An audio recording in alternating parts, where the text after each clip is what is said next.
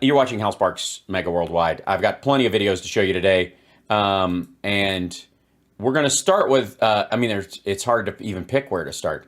But, yeah, here we go. So, I don't know if you know this, but, with the George Santos thing,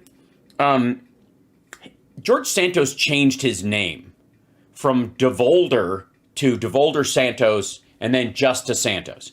And one of the reasons I personally believe that he was able to skate by without getting a lot of scrutiny is because of the Democrats' deference to the LGBT community and to minorities, especially marginalized minorities.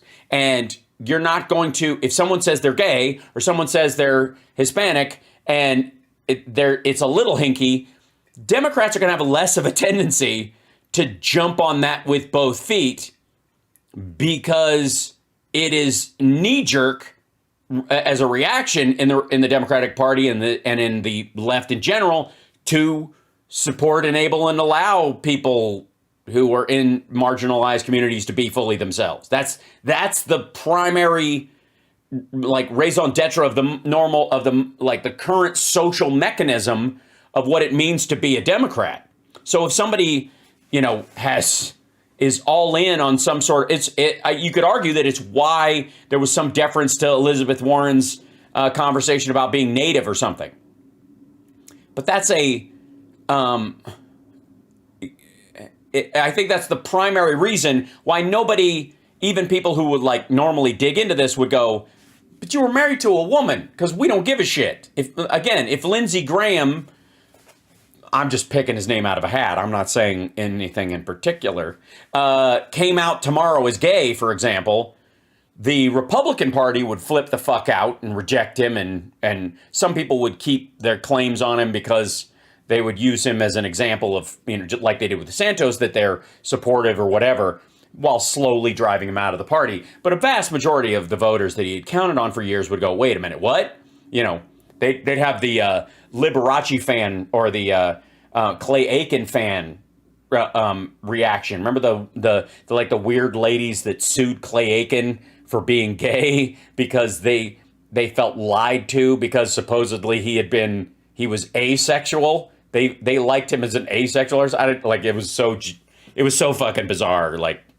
Go away. But that, on our side of the aisle, the reference is, I don't care if you were straight yesterday and you felt like you had to be because of the environment you were in for your own safety, or you just weren't sure, knock yourself the fuck out. If you today you're gay and that's how you're going to live from now on, good for you.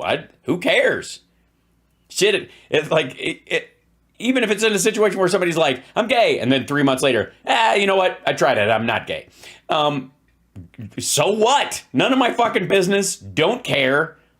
Especially if you're being upfront about it. So Democrats in general, the fact that he'd been married to a woman and all this other stuff, and that it, like a bunch of other elements of his story, didn't actually turn out to be true, or was, debatably true in different variations, as he likes to put it. The reaction from Democrats wasn't to wait a minute, hold on a fucking second, gay Latino guy. I don't believe it. It's not natural to that fight. That's one of the ways you're going to slip past the censors, slip past the fact checkers, slip past the, security at the door, whatever level you're talking about, is because, quite frankly, on my side of the political aisle, excuse me, on my side of the political aisle, you do you. I don't give a shit. But when it pertains to a series of other lies that you were hiding behind, or there were other lies that nobody looked at because the primary identifiers that you were using are something that, especially your opponents in a political race view as a protected class, they're just not going to look. They're not going to look past that. I think that's really what happened. Republicans were happy to have him as a token member of the community and pat themselves on the back for him being Hispanic, Jewish, gay, whatever. He was checking all kinds of boxes, and then the minute, by the way, they need to distance themselves from him. It's like we get all this cover. We talked about this yesterday when we did the video of him on with Tulsi Gabbard. Now, but he did, one of the big factors about him was he changed his name. He slowly but surely changed his name and became George Santos as he ran for office, and he was DeVolder Santos, and before that he was George DeVolder for a long time. Another guy that changed his name is a guy named Michael Savage. Now, Michael Savage, if I may, that's this guy. Michael Savage, who's been was a right-wing radio host for a long time, and then I think just lost his spot and ended up, doing what I do, just streaming. Michael Savage, you'll be shocked to know, is not his real name. Michael Savage's real name is Michael Weiner. I don't know why he would change his name. I don't know what would bring a person in that situation. Maybe it was because he was just embarrassed by Anthony Weiner, except he did that before the Anthony Weiner thing. Never mind. Time is an illusion. Who even knows? But Michael Savage changed his name, to Savage. And I have to say that if I were in the same situation with the same name, I would do the same thing. But I would just change my first name to Savage. I'm just saying. Because I think Savage Weiner would be a fantastic radio name. I'm just saying. And I might have to, after the show, look up and see whether savageweiner.com is available. It probably isn't. Thank you. Deception. Yeah. Yeah. Savage. Yeah. So anyways, this is, just to clarify, Michael Savage, Captain Weiner here, delivers a prayer apparently in this one, judging from his hand position. And the title of this, which is "May God Save Us from the Biden Gang," from the Michael Weiner podcast, Piddlecast. Here we go. God, if you're listening to me tonight, I'm going to... He's probably not. I mean, it's not, don't take it personally. There's a lot of voices out there, and he's learned to ignore you a long time ago. Make a prayer to you, whether you be Jesus, Muhammad, whoever your prophet is, Jesus or Muhammad. So you're talking to people, not actually praying. You're just co-opting the idea of prayer. Gotcha. So it's not a real prayer. Good. So I can talk over it, because I have a tendency, if anybody prays, whether I am, I believe to some degree their honesty about it on an interpersonal level, I tend to avoid stopping anyone's prayer if they're genuine in their prayer. Abraham, the father of the three major religions, whether you are Buddhist, whether you're Hindu. Who are you talking to? Your camera's over here. Is there just a stranger sitting in your office / living / a ward room? Whether you're just the great spirit that the Native Americans... Yes, I am. What? Pray to. God, listen to me. Is he sitting right there? Can you see him, like the lady with the orbs? If you can hear one man's prayer wherever you are, and I don't think you're up there, I think you're down here and in here. Oh, okay. So at least there's no ego involved.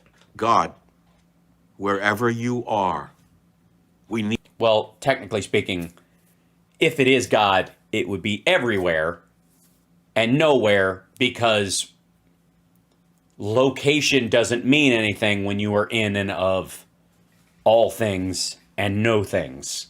I don't want to nitpick, but if you're beyond time and space, you are in and of neither. Need you in America. I pray you can save us from the vermin who have stolen this country from us. Well, you're going to have to make your case that vermin did steal the case from you, steal the country from you. So go ahead. When the hell are you going to show your face, God?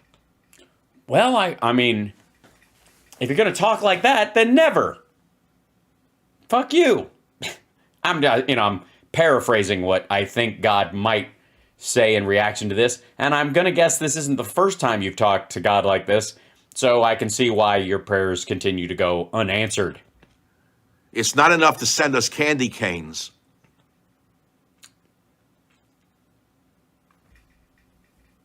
Is that how you think Christmas works? What?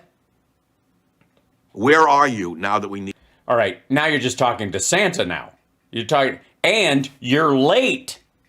you? Dear God in heaven, where have you gone? Well, again, it doesn't go, maybe in heaven. I don't know. If it's God in heaven, then that's probably where they are. I'm just going to... Where have you gone? Why have you abandoned this great nation to this gang? Yeah, it basically is like, this is Michael Savage's moment, sorry, Michael Weiner's moment on the cross. My God, why hast thou forsaken me? Gang of thieves and criminals who have not only taken away our money, but are taking away our national pride. And once... How do they do that?